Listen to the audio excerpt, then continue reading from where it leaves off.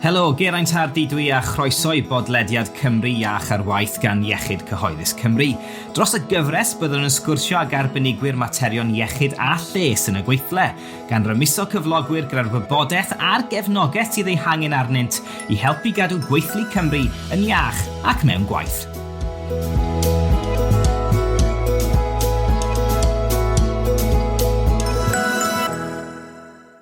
Yn y bennod hon, rydym yn sôn am Lles Ariannol yn y Gweithle. Yn ymuno â mi mae Rhian Hughes a Lawrence Davies o'r Gwasanaeth Arian a Phensiynau. Rhian yw rheolwr partneriaeth Cymru a mae ganddi dros 20 mlynedd o brofiad o weithio o fewn yr agenda Lles Ariannol a chynhwysiant ariannol yng Nghymru. Mae ganddi hefyd brofiad o weithio o fewn y sector iechyd meddwl yng Nghymru yn fwy diweddar hefyd. Mae Lawrence yn arbenigwr technegol Phensiynau gyda Gwasanaeth Arian a Phensiynau ac mae wedi gweithio yn y diwydiant Phensiynau ers 1997. Mae ei brofiad yn cynnwys ymgynghoriaeth a gwaith mewnol gan gynnwys dylunio cynlluniau pensiwn galwedigaethol wedi teilwra ar gyfer cyflogwyr. Rhian a Lawrence, croeso mawr i'r ddau ohonych chi. Lawrence, gei di ymlacio am nawr ddewn ni at ti yn y man. Ond Rhian, i ddechrau, felly o safbwynt chi, beth yw'r broblem fwyaf sy'n ymwneud â Lles Ariannol a'r Gweithle ar hyn o bryd te? Diolch, Geraint. Wel, da ni'n gwybod mae pryderon ariannol yw'r achos mwyaf o straen i weithwyr ledled Cymru a'r Deyrnas Unedig, a bod o'n niweidiol i fusnes hefyd. Mae pobl yn mynd â'i pryderon ariannol i'r gwaith, sy'n effeithio ar eu perfformiad a lefelau absenoldeb salwch. Mae'r pandemig di dangos i ni bod hi'n bwysicach nag erioed i sefydliadau gefnogi eu gweithwyr i adeiladu eu lles ariannol. Gwyddom hefyd bod y pandemig wedi golygu heriau sylweddol i lawer o sefydliadau, gan arwain at Lles Ariannol yn llithro i lawr yr ysgol o flaenoriaethau. Wrth i ni liwio normal newydd drwy'r pandemig, gyda dychwelyd yn raddol i'r swyddfa ffisegol a mesurau cymorth y llywodraeth yn lleihau, mae'n amlwg na fydd achos dros Lles Ariannol yn y Gweithle erioed yn fwy cymhellol nag amserol. Mae ymchwil yn deud wrthyn ni hefyd bod 94% o weithwyr y Deyrnas Unedig yn cyfadde i bod yn poeni am arian, ac o rhain mae 77% yn deud bod pryderon ariannol yn effeithio ar nhw'n y gwaith. Mae 69% o gyflogwyr y Deyrnas Unedig yn credu bod perfformiad swydd eu gweithwyr yn cael ei effeithio negyddol pan fyddant dan bwysa ariannol.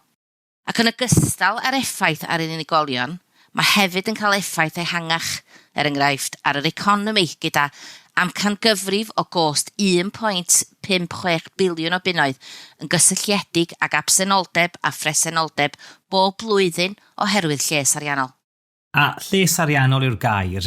Mae lot o sôn amdano fe, dyna be ni'n sôn amdano heddi, Rhian. Ond oes na diffiniad clir o Lles Ariannol a be mae'n ei olygu mewn gwirionedd? Wel, yma yn Gwasanaeth Arian a Phensiynau, da ni'n gweld Lles Ariannol fel gwneud y gorau y chorian o ddydd i ddydd, delio ar anisgwyl a bod ar y trywydd iawn ar gyfer dyfodol ariannol iach. Felly, yn fyr, teimlo'n hyderus ac wedi'ch grymuso. A pan da ni siarad am ddigwyddiadau anisgwyl, gallu hyn fod yn rhywbeth fatha eich peiriant golchi'n torri lawr, eich car angen gwasanaeth, neu hyd at gael diagnosis o salwch neu afiechyd cronig neu liwio pandemig.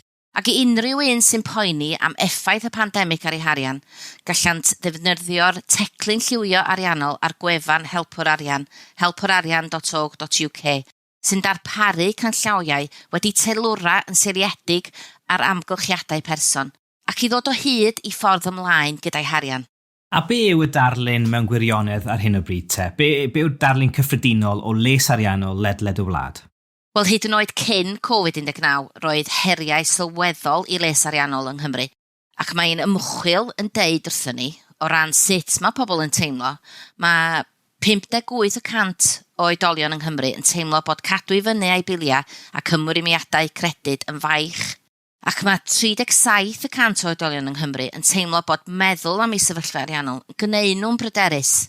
Nid yw pobl yn teimlo felly yn syndod pan fyddwn ni'n gwybod bod gan 27% o oedolion yng Nghymru llai na 100 mewn cynilion a buddsoddiadau. Di 42% o oedolion yng Nghymru ddim yn teimlo'n hyderus ynghylch rheoli eu harian, a di 53% o oedolion o oedran gweithio yng Nghymru ddim hefo cynllun ar gyfer eu harian ar ôl ymddeol. Da ni hefyd angen cofio bydd Covid wedi effeithio ar bobl yn wahanol o safbwynt ariannol. Mae'n bosib iawn y bydd rhai pobl wedi gweld eu hunan yn arbed arian trwy Covid, oherwydd costau is wrth deithio'r gwaith a llai o gosta gofal plant enghraifft. Ond bydd rhai pobl wedi cael llai o arian a gallai hynna fod oherwydd bod yn ffyrlo, lleihau oriau neu ddim cyflog uwch am waith shifft enghraifft. Roeddwn ni gyd yn yr un storm, ond roedd gennym ni gychod gwahanol iawn. Efallai bod gennych chi staff yn eich sefydliad a weithio trwy Covid, ond da ni'n gwybod pa effaith mae Covid wedi cael ar ei hamgylchiadau personol. Gallai partner fod wedi colli ei swydd neu efallai bod yn rhannu tŷ ac na allai cydletwyr dalu'r biliau mwyach a gallynt fod yn ei chael i'n anodd. Lot o nhw tu allan i'r gweithle, ond be am ni ganolbwyntio yn y gweithle hun te? Be ydych chi'n credu yw'r ffactorau sy'n cyfrannu fwyaf at les ariannol gwael? Wel, yn gyntaf, di lles ariannol, diolch i wneud efo wneud â faint da chi'n ei ennill. Mae'n ymwneud â theimlo ddiogel ac mewn rheolaeth, gwneud y gorach arian o ddydd i ddydd. Gallu delio ar anisgwyl a bod ar y trywydd iawn ar gyfer dyfodol ariannol iach. Mae arian yn chwarae rhan ym mhopeth da ni'n ei wneud mewn bywyd, ac mae'n debygol bod Covid wedi effeithio ar bobl sydd efallai erioed wedi cael pryderon ariannol o'r blaen. Efallai y bydd cyflogwyr yn meddwl na ddim eu cyfrifoldeb nhw yw lles ariannol eu gweithwyr, neu fod angen iddynt fod yn arbenigwyr ym mhopeth ariannol, ond y hynna ddim yn wir o gwbl. Fel y gwelsom o'r ymchwil a nes i rannu'n gynt, y gwir amdani yw y byddai staff yn hoffi gyflogwyr ddarparu'r wybodaeth a gweithredu fel galluogwyr, hwyluswyr a bod yn negesydd y gellir ymddiried yn nhw.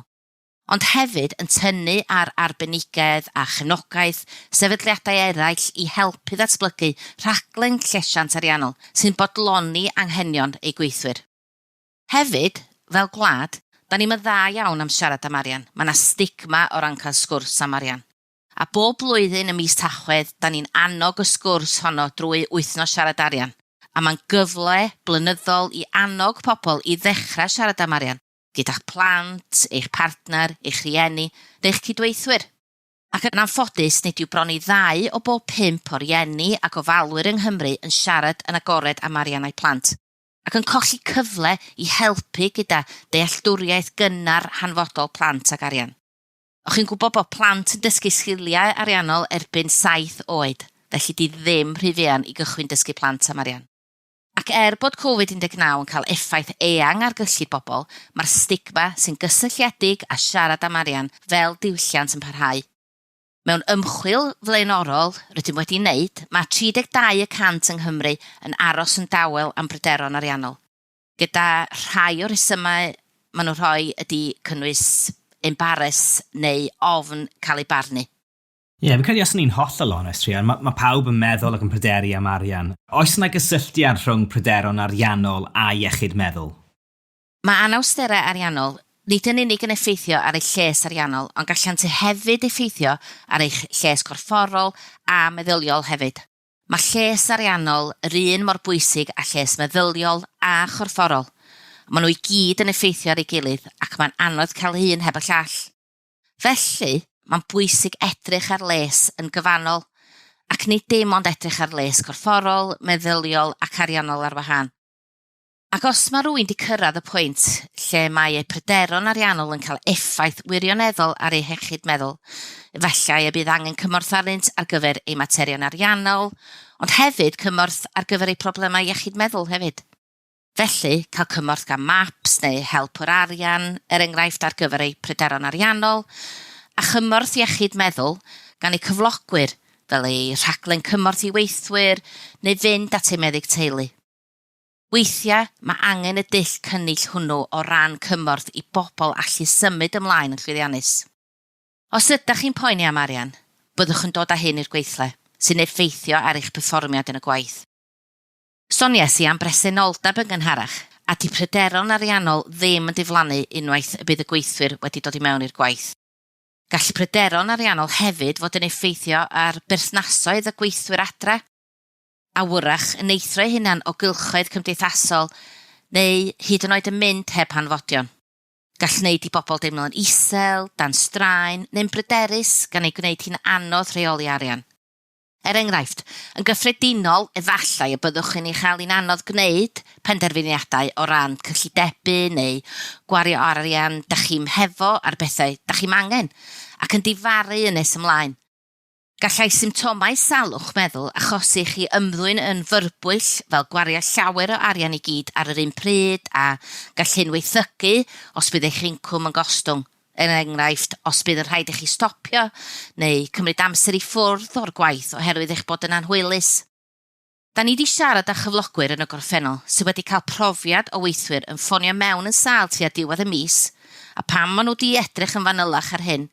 Mae hyn oherwydd fedrwn nhw'n fforddio rhoi petrol yn y car i deithio eu gwaith. Weithiau, gall pryderon ariannol fod yn symptom o les meddyliol gwael. Weithiau, gall lles meddyliol gwael fod yn ganlyniad i bryderon ariannol. Yn ôl yn 2018 ar gyfer wythnos ymwybyddiaeth iechyd meddwl, dwedodd ein hymchwil fod mwy na 6 o bob 10 ohonom yng Nghymru wedi profi llesiant meddwl gwael o ganlyniad i bryderon am arian. Ac mae 2 rhan o 2 ohonom wedi bod yn poeni am les meddwl anwyliad sy'n gysylltiedig â phryderon ariannol. Hefyd, mae 6 o bob 10 o bobl yng Nghymru wedi profi pryderon am eu iechyd meddwl neu eu lles eu hunan oherwydd pryderon ariannol am ryw adeg yn eu bywydau, gyda mwy na chwarter yn dweud ei bod yn dioddef o salwch meddwl ar hyn o bryd oherwydd materion iechyd o ganlyniad i'w sefyllfa ariannol. A roedd hynna yn 2018 cyn Covid, a fi hynna ddim wedi helpu'r sefyllfa. Na, dim o gwbl. Diddorol iawn fyna, Rhian. Be am ni newid ein safbwynt felly a canolbwyntio ar safbwynt y cyflogwr? Be all gyflogwyr wneud i gefnogi eu staff te? Wel, dyna lle da ni'n gallu helpu yn Gwasanaeth Arian a Phensiynau. Fel ddwedais i gynt, does ddim angen i'r gyflogwyr fod yn arbenigwyr ariannol. Gall cyflogwyr siarad hefo ni os ydyn nhw'n pendroni ble i ddechrau neu'n edrych ar wella'r hyn maen nhw'n gynnig yn barod. Mae yna wahanol ffyrdd i gefnogi eich staff gyda Lles Ariannol. Waith beth fod maint eich sefydliad a gallwn eich helpu i wneud hynna hefyd. Enghraifft, os oes gennych chi rhywfaint o gymorth eisoes ar waith i weithwyr o ran llesiant ariannol, os o rhywbeth arall fedrwch chi wneud? Gallai hyn fod rhywbeth fel cyfeirio at wybodaeth diweddaraf, cynnwys cymorth arweiniad arian a phensiwn yn eich rhaglen sefydlu.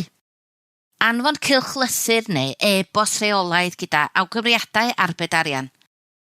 Rhoi cynllun arbedion cyflogres ar waith yn ei le. Neu creu cynllun neu strategaeth llesiant. Neu, os oes gennych chi un yn barod, sicrhau bod chi'n cynnwys lles ariannol ynddo fo.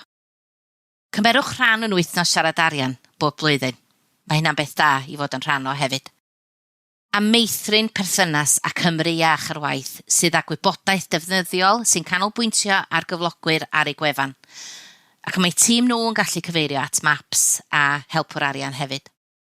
Neu, os da chi'n hefo unrhyw beth yn ei le, fel ddwedais i gynt, ta beth yw maint i'ch sefydliad neu nifer y gweithwyr sydd gennych chi, siaradwch yn ni ynglyn â be i ddechrau. Gall fod mor syml a gwybod ble i gyfeirio rhywun am help. Ond gall deall beth yw Lles Ariannol yn y lle cyntaf fod yn allweddol i ddatgloi hyn. Yma yn maps rydym am adeiladu Lles Ariannol pobl Cymru a'r Deyrnas Unedig.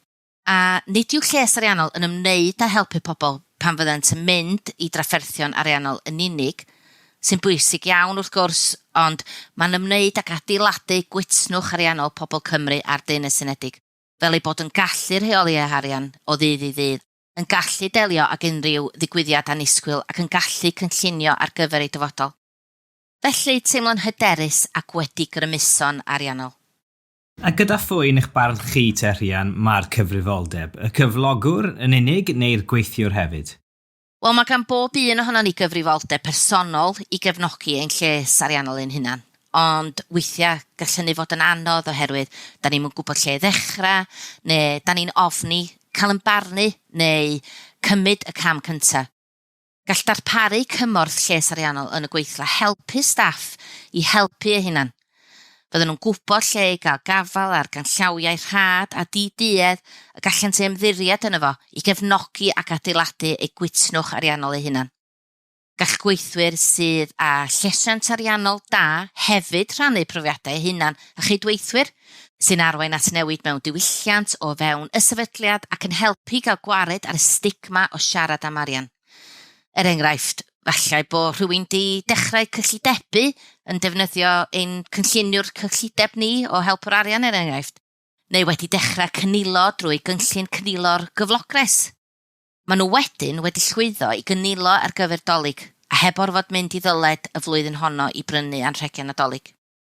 Fel wedais sy'n gynharach, di hyn ddim i ymwneud â faint da chi'n ei ennill. Yn ôl arolwg llesiant ariannol, diweddaraf maps o fwy na 10,000 o oedolion yn y Deyrnas Unedig. Mae pobl sydd â lles ariannol uchel, felly teimlo'n ddiogel a bod ganddynt reolaeth dros eu harian, ymhlith y mwyaf cynnwys mewn cymdeithas. Mewn gwirionedd, roedd pobl â lles ariannol uchel yn fwy bodlon a bywyd na rhai mewn cartrefi ac incwm o fwy na 50,000 y flwyddyn. Prawf nad yw arian yn unig o reidrwydd yn prynu hapusrwydd i chi. Felly, ambell i awgrym i'ch helpu chi. Dechreuwch gyllideb, edrychwch beth sy'n dod i mewn a mynd allan. Ydych chi di edrych ar eich biliau da chi'n ei dalu, ac os a ffyrdd o gael bargain gwell? Torri nôl ar eitemau sydd ddim yn hanfodol, neu dechreuwch gynilo, hyd yn oed swm bach iawn. Ydych cyflogwr yn cynnig cynllun cynilo cyflogres lle fedrwch chi gynilo'n uniongyrchol o'ch cyflog. Sbiwch ar ei slip cyflog. Ydych chi ar y cod treth cywir? Edrychwch ar gwefan helpwr arian. Neu, gwnewch y rhaglen soffa i ffitrwydd ariannol, rhaglen gam wrth gam, rhad ac am ddim gan helpwr arian, sydd wedi ei dylunio eich helpu chi fagu hyder wrth reoli'ch arian. Wedi ysbrydoli gan y rap hyfforddi cam wrth gam poblogaidd Couch to 5K, mae'n hyfforddi pobl trwy weithgareddau wythnosol fel cyllidebu, rheoli bilia, tholiadau, rhwygo costa a chryfhau arbedion. Cymerwch gamau bach ar eich cyflymder eich hun i hybu eu hyder ariannol, ac i gyd heb symud o'r gadar. Os ydych chi'n cael traffaeth gyda unrhyw ddyledion, dach chi mar ben eich hun, peidiwch ag aros i weithredu oherwydd gorau po gynta y byddwch chi'n mynd ar afal ar sefyllfa. Ffoniwch helpwr arian i siarad â rhywun ar unwaith am gefnogaeth di-duedd a chyfrinachol am ddim. Neu ewch chi'n teclu'n lleoli cyngor ar ddyledion i ddod o hyd i gynghorydd ddyled cyfrinachol am ddim yn eich ardal lleol. Ac os fedri di Rhian, esbonio sut y gall y Gwasanaeth Arian a Phensiynau helpu cyflogwyr yng Nghymru te? Wel, mae maps di sefydlu gan y Llywodraeth i helpu sicrhau bod pobl ledled y Deyrnas Unedig yn gallu cael gafal ar y gwybodaeth maen nhw angen i wneud penderfyniadau ariannol effeithio drwy gydol eu hoes. Rydym yn rhoi arweiniad di-duedd am ddim ar arian y Phensiynau i helpu bobl i wneud dewisiadau gwybodus, a'n gweledigaeth ni yw bod pawb yn gwneud y gorau o arian a'i pensiynau, o bres poced i pensiynau. Gallwch chi siarad â ni os ydych chi'n pendroni ble i ddechrau neu'n edrych ar wella'r hyn rydych chi'n gynnig yn ei barod yn y Gweithle. O wreiddio ein hofferynnau arweiniad ariannol a'n cynnwys yn eich mewnrwyd i'ch helpu chi i werthuso eich strategaeth llesiant ariannol. Mae gennym ni gefnogaeth ar gael eich busnes. Mae gennym hefyd ein gwasanaeth defnyddwyr dwyieithog helpwr arian. Y gallwch chi gyfeirio gweithwyr ato ni i wneud dewisiadau arian a Phensiynau yn gliriach. Mae'r gwasanaeth yn rhad ac am ddim a di-duedd sy'n darparu arweiniad ar arian a Phensiynau a gefnogir gan y Llywodraeth. Mae hefyd yn argymell cymorth dibynadwy pellach os oes angen iddo fo hefyd. A gallwch gyrchu helpwr arian ar-lein, dros y ffôn neu trwy WhatsApp a gwesgwrs. Felly lot o help mas yna'n bendant. By'n edrych ar y sefyllfa fel madd i nawr, oes enghreifftiau o heriau ariannol sy'n bodoli a sut allan ni ddatrys nhw? Wel, bydd gan bob un ohono ni heriau ariannol yn ein bywydau ac mae cael y gwitnwch i ymdrin â rhain yn ychweddol i les cyffredinol da. Mae yna hefyd ddigwyddiadau bywyd allweddol o gallwn ni baratoi a cynllunio ar eu cyfer, enghraifft prynu tŷ, cael babi, dechrau swydd newydd neu cynllunio ein hymddeoliad. A gall helpwr arian helpu i gefnogi hyn gyda'n harweiniad, offer a cyfrifianellau a llawer mwy. Yn anffodus mae yna ddigwyddiadau eraill y gallen fod angen help hefo hefyd. Gall hynna fod yn dor, perthynas, colli swydd neu profedigaeth. Gallen gwasanaeth helpwr arian helpu drwy'r rhain hefyd. Mae gwefan helpwr arian hefyd yn cynnig nifer o ganllawiau ac offer hawdd i ddefnyddio fel teclyn lliwio ariannol i helpu pobl i ddelio ag effaith ariannol y pandemig ac i osgoi gweithygu materion ariannol yn y dyfodol. Ac i aros gyda'r cyflogwyr, Rhian, ar lefel ddynol, pam ddylai cyflogwyr fod yn busoddi mewn cefnogi lles ariannol eu gweithwyr? Wel, da ni gyd isio i bobl yng Nghymru gyrraedd a chynnal y lles ariannol gorau y mae ei modd yn ei ganiatáu. A mae cyflogwyr yn allweddol i gael mynediad at y mwyafrif o bobl o oedran gweithio a gallent fod yn y fan cychwyn i gynifer ohonem ar y daith honno hefyd. A be mynd i edrych a siarad am hyn o safbwynt gweithwyr te? Enghraifft, os yw gweithwyr yn dioddau o faterion lles ariannol ac eisiau rhoi gwybod i'w gyflogwr am y sefyllfa, be fydde'r broses o ofyn am help? Mae'r broses yn mynd i fod yn wahanol o fewn bob sefydliad, ond yr hyn sy'n allweddol ydy nad oes am stigma i ofyn am y cymorth yn y lle cyntaf. Mae'n bwysig bod y gweithwyr yn gallu cymryd y cam cyntaf hwnnw i gael y mynediad at gymorth. Ac os yw cyflogwyr eisoes yn darparu cymorth llesiant ariannol yn y Gweithle, neu'n ystyried hyn yn dilyn trafodaethau gyda'ch gweithwyr, y gobaith ydy bod y gweithwyr yn ymwybodol o ble i gael y cymorth na. Gall hyn fod ymwybodaeth ar y fewnrwyd neu sianeli cyfathrebu eraill a ddefnyddir gan y cyflogwyr. I ddechrau, fallai y bydd y gweithwyr am ymdrin ar mater ei hun, ond bydd cael y gwybodaeth hon wrth law yn ei galluogi nhw i wneud hyn. Os yw'r gweithwyr yn dal i catraffaeth ac yn methu a chael mynediad at y gymorth nhw, gall naill ai siarad â'i rheolwr neu o bosib ei swyddog cymorth cyntaf iechyd meddwl wrach, os mae yna un o hyn mewn lle hefyd. Y peth allweddol yma yw cydnabod y bydd angen rhyw fath o gymorth ar weithwyr a rhyw adeg yn ei bywydau. Felly mae'n beth da i sefydliad ystyried lles ariannol a bod yn ymwybodol o ble gallant gyfeirio staff at y cymorth hwnnw ac ymgorffori llesiant ariannol i mewn i'r sefydliad. Mae hyn yn helpu i gael gwared ar unrhyw stigma ac yn dod yn norm diwylliannol mewn sefydliad. A fel ddwedais i, nid yw'n ymwneud â'r cyflogwyr fel yr arbenigwr. Mae'n ymwneud â chydnabod ei fod yn bwysig i les cyffredinol ei gweithwyr, gwybod ble i fynd am arweiniad ynglŷn â beth i'w wneud a rhoi'r pethau hynny ar waith.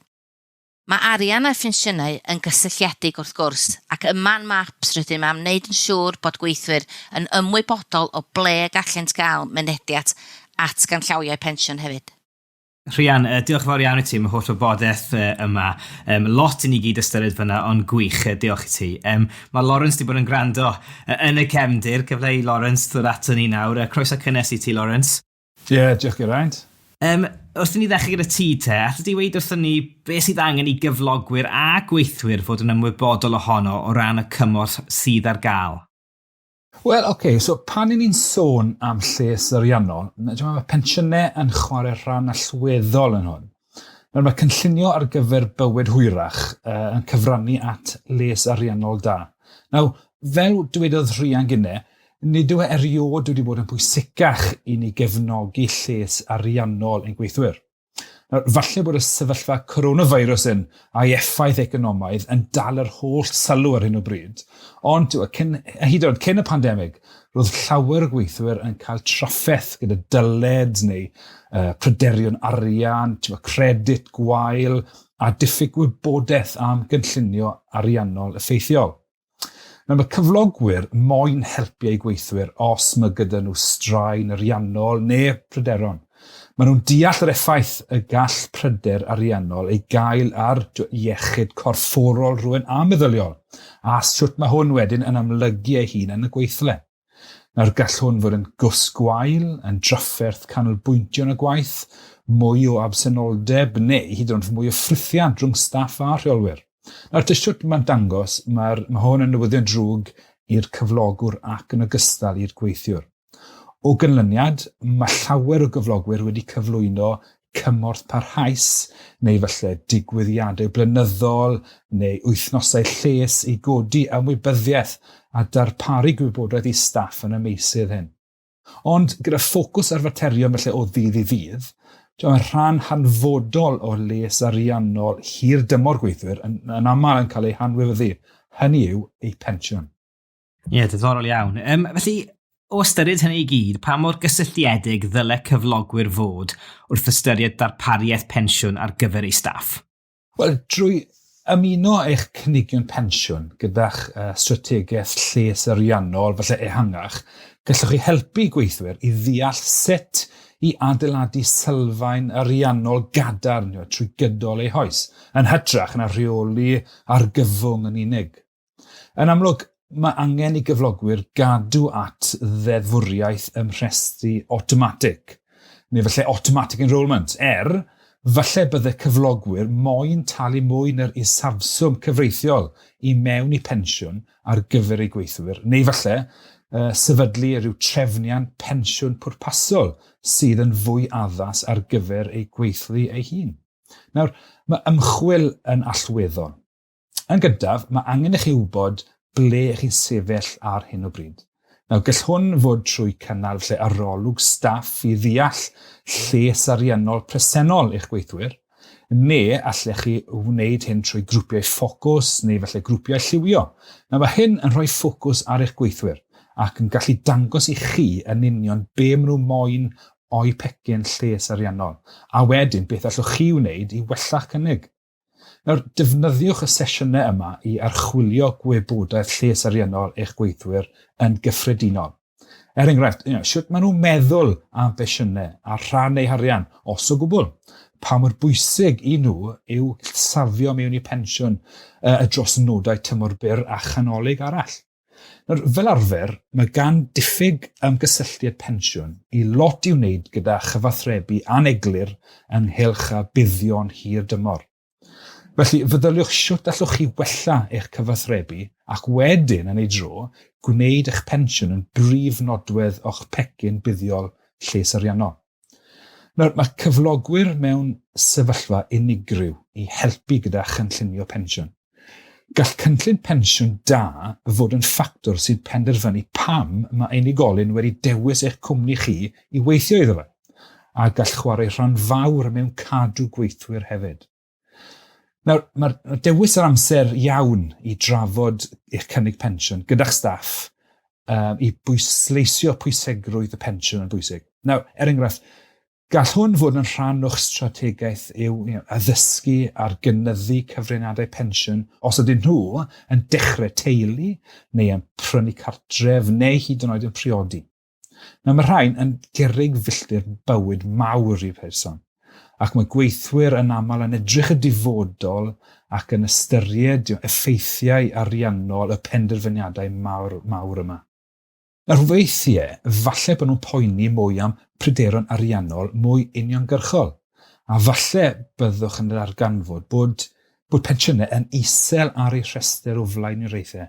Nawr mewn achosion fel hyn, gall fod yn ddefnyddiol i chi i egluro eich bod falle eich cyfraniad chi er enghraifft yn cynyddu wrth i'w cyfraniad personol nhw yn fynd yn fwy. Wrth gwrs mae hwn yn dibynnu ar eich strategaeth pensiwn eich hun, ond siaradach nhw am sut y gallai safio mewn i pensiwn nawr, helpu nhw'n ddiweddarach mewn bywyd, a phwysleisiwch fod hwn yn gyfle i fanteisio ar rhan allweddol o'i pecyn cyflogaeth. Yn olaf, falle na fydd gan rhai staff unrhyw le yn eu harian personol i dalu mwy mewn i pensiwn, tu hwnt i'r isafswm. Nawr, ar y pwynt yma, pwysleisiwch nhw yr adnoddau lles ariannol arall sydd gennych ar gyfer eich busnes.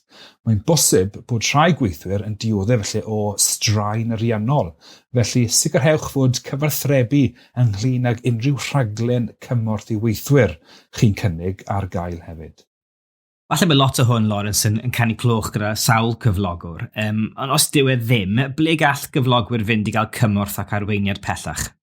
Mae llawer o adnoddau gwerthfawr arall y gall cyflogwyr ei defnyddio i helpu i ddod y pensiynau i ganol ei strategaeth Lles Ariannol. Siaradwch ar darparwr pensiwn presennol, neu os gyda chi ymgynghorydd bydd daliadau, siaradwch o nhw. Nawr pa waith mae nhw wedi gwneud gyda cyflogwyr tebyg i chi. Dyn nhw'n cynnig unrhyw gymorth ychwanegol fel sesiynau addysg ariannol yn y Gweithle neu felly ar-lein hefyd. Neu os oes ganddynt unrhyw wasanaethau lles arall allech chi manteisio arno. Nawr, gallwch chi hefyd gyfeirio eich staff at gyfoeth o wybodaeth di-duedd am ddim ar wefan helpwr arian. Jyst cewch chi helpwrarian.org.uk a mae llawer o wybodaeth am pensiynau fyna hefyd. Hefyd, mae helpwr arian yn cynnig y gwasanaeth rhad ac yn ddim arall o'r enw Phensiynau. Eto, mae Phensiynau, mae gwybodaeth ar gwefan helpwr arian. Nawr, mae Phensiynau yn cynnig arweiniad pensiynau ynglyn â'r opsiynau sydd ar gael i unrhyw unigolyn dros 50 mlwydd oed. Nawr, pan fydd gweithiwr yn dechrau meddwl am y dyfodol ac falle ymddeoliad, gall fod o gymorth i gael syniad ynglyn â'r pa lefel o incwm nhw moyn cael ar ôl ymddeol. Nawr, man cychwyn da yw cael golwg ar y gwefan safonau byw ymddeol. Ewch i retirementlivingstandards.org.uk i gael gip olwg ar y safonau yma. Nawr, mae safonau yma'n disgrifio 2 basged wahanol o nwyddau y gwasanaethau sydd wedi sefydlu drwy ymchwil annibynnol gan y cyhoedd, a maen nhw'n nodi'r hyn mae'r cyhoedd yn cytuno i fod yn ddisgwyliadau realistig a felly perthnasol ar gyfer ymddeoliad.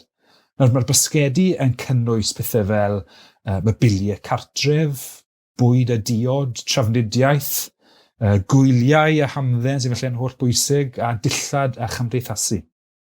Mae'r safonau yn gosod 2 lefel o fyw ar ôl ymddeoli. Un lleiafswm, un cymhedrol a wedyn un chyfforddus. Mae rhain wedi cynllunio i helpu pobl i feddwl mewn ffyrdd penodol am y lefel o incwm maen nhw moyn pan maen nhw'n ymddeol, ac wedyn hefyd i ddeall y gost sut i sefydlu hyn.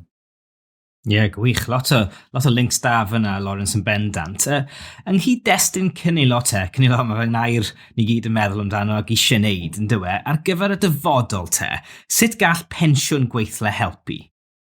Wel, pan mae unigolyn yn safio i mewn i pensiwn, mae'r llywodraeth yn rhoi bonws iddyn nhw, fel ffordd o'i gwobrwyo am safio ar gyfer eu dyfodol.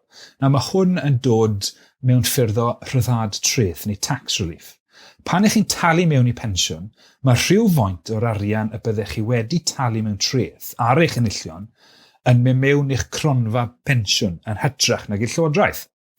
Nawr, chi'n cael y rhyddhad treth yma, y tax relief yma, ar eich cyfraniadau pensiwn ar gyfradd uchaf o beth yw'r treth ych chi'n talu, y treth incwm ych chi'n talu. Dyna'r rhyddhad treth ych chi'n cael. Felly, mae treth dalwyr cyfradd sylfaenol, enghraifft basic rate taxpayer, yn cael rhyddhad treth pensiwn o 20%. Mae treth dalwyr cyfradd uwch yn gallu hawlio 40%, a hefyd mae treth dalwyr cyfradd ychwanegol hyd yn oed yn gallu hawlio rhyddhad treth pensiwn o 45%, sy'n dangos y buddion sydd ar gael o safio mewn i pensiwn. Yn ogystal â'r rhyddhad treth chi'n gallu cael, gall staff hefyd elwa o'r cyfraniadau gan eu cyflogwyr hefyd. Mae'r cyfraniadau fel arfer yn ganran penodol o enillion cyflogau. Fel y sonwyd gynnau, mae yna isafswm cyfraniadau yn rhaid i gyflogwyr ei gwneud. Os yw'n gynllun ymrestru automatic, mae rhaid i'r cyflogwr gyfrannu o leia 2% o gyflog pensiynadwy. Ac mae'n hefyd, mae'n rhaid i gyfanswm y cyfraniad gan y gweithiwr a'r cyflogwr i fod o leiaf 8%. Mae hynny'n meddwl, os yw'ch cyflogwr chi yn talu 3% i mewn, mae rhaid i chi fel gweithwyr i talu 5%. Nawr hefyd i rhoi enghraifft o rhyddhad treth a sy'n gweithio ar gyfraniadau pensiwn, dychmygwch fod unigolyn mewn rhyw cynllun pensiwn cyfraniadau diffiniedig. Nawr bob mis mae'r gweithiwr yn talu 40 pent i mewn a mae'r cyflogwr yn talu 30 pent i mewn. Nawr, mae'r gweithwyr yn cael rhyddhad treth o 20% yn automatic. Yn yr enghraifft hon, mae'r rhyddhad treth yn cael yn dod i 10 pent, a mae hwnna'n cael ei ychwanegu i'w swm a fe'n talu. Nawr, gallwch weld o'r enghraifft syml yma, mai dim ond 40 pent mae'r gweithiwr yn talu mewn i'w bensiwn, mae cyfanswm o 80 pent yn cael ei dalu yn gyfan gwbl, so pan fyddwch yn cynnwys y rhyddhad treth a chyfraniad y cyflogwr. Arian am ddim yn y bon, ynddo e? Gwych. Lawrence, diolch i ti am dy holl gyngor yn fyna, ac i Rhian hefyd. Cyn i chi ein gadael ni heddi, ni wedi dysgu gymaint yn bendant, ond top tips bach fyswn ni'n hoffi cyn i chi fynd. Nawn ni ddechrau gyda ti, Rhian. Os na awgrymiadau ariannol neu ffensiwn y gath ein gwrandawyr ni, fynd gyda nhw am byth nawr, felly eich rhoi rhywbeth bach ni gofio cyn i ni ffarwelio. Iawn, diolch Geraint. Wel, yn gyntaf, os ydych chi'n gyflogwr, fedrwch chi fynd i'n gwefan ni, maps.org.uk, a cael gwybod mwy am sut y gallwch chi gefnogi Lles Ariannol eich staff a'ch gweithwyr, neu cysylltwch â ni i drafod hyn ymhellach a sut gallwn ni'ch helpu chi. Dyma chydig o syniadau da i weithwyr a gall cyflogwyr i rhannu efo nhw hefyd. Edrychwch ar gwneud cyllideb a gweld pa arian sydd gennych yn dod i mewn ac yn mynd allan, neu aroswch ar ben eich biliau yn enwedig y biliau blaenoriaeth hynny fel eich rent, eich morgais a gres ag ati. Mae gwybod pa filiau talu yn gyntaf yn bwysig iawn. Sbiwch ar eich slip cyflog bob mis. Dach chi ar y cod treth cywir? Gallwch chi sbio ar gov.uk i checio hyn hefyd. A meddyliwch am ddechrau cynilo. Ffordd gwych yw trwy'r cynllun cynilo cyflogres y gall eich cyflogwyr ei gynnig. Neu os dyn nhw'n mynd i gynnig o, drwchwch ar ffyrdd eraill fel cynilo aisa neu cyfrif cymorth i gynilo o'r llywodraeth. Ac yn olaf, os ydych chi'n poeni am arian, cymerwch y cam cyntaf hwnnw i gael help. I ddod o hyd i gynghorydd dyled cyfrinachol am ddim, defnyddiwch y teclyn lleoli cyngor ar ddyledion o helpwr arian, neu gallwch chi siarad a thywysydd arian dros y ffôn ar 0800 138 7777. Rhian, diolch fawr iawn i ti. A Lawrence, ti'n cael mynd eto. Top tip gan ti, please? Mae cwbl o awgrymiadau dy fi. Yn gyntaf, meddyliwch am beth mae'ch gweithlu chi moyn o'i drefnian pensiwn. Felly allwch chi cynhadlu arolygon staff i gael rhywfaint o adborth wrthyn nhw. Hefyd, tynnwch sylw at y manteision o safio mewn cynllun pensiwn yn y gweithle. Hynny yw y rhyddhad treth sydd ar gael ynghyd yr arian am ddim a gynigir gennych chi y cyflogwr. Ac yn olaf, cyfeiriwch eich staff at y cyfoeth amrywiol o ganllawiau rhad ac yn ddim a gynigir gan helpwr arian. Diolch Rhian a Lawrence unwaith yn rhagor. Sgwrs gwerthfawr iawn i'n gyd yn fyna a lot mwy drafod am y pwnc hefyd. Felly, gall cyflogwyr sy'n chwilio am gefnogaeth pellach gyda Lles Ariannol yn y Gweithle ymweld â gwefan maps.org.uk. Neu gall gweithwyr dod o hyd i'r cyfoeth o wybodaeth am arian a Phensiynau ar wefan helpwr arian. A dwi'n sicr yn mynd i fentro i'r soffa ffitrwydd ariannol. Dyna ni ar gyfer y bennod hon o Podlediad Cymru Iach ar waith. Diolch am wrando. Os nathoch chi fwynhau'r bennod hon, ewch i sianeli cyfryngau cymdeithasol a gwefan Cymru Iach ar waith i gael mwy o gynnwys ar sut i adeiladu gweithle iach, gweithlu iach a busnes iach. Cofiwch chi radio, adolygu, rhannu a thanysgrifio i'r sianel hon hefyd. Geraint Hardy dwi a hwn oedd Podlediad Cymru Iach ar waith ar ran Iechyd Cyhoeddus Cymru. Diolch am wrando.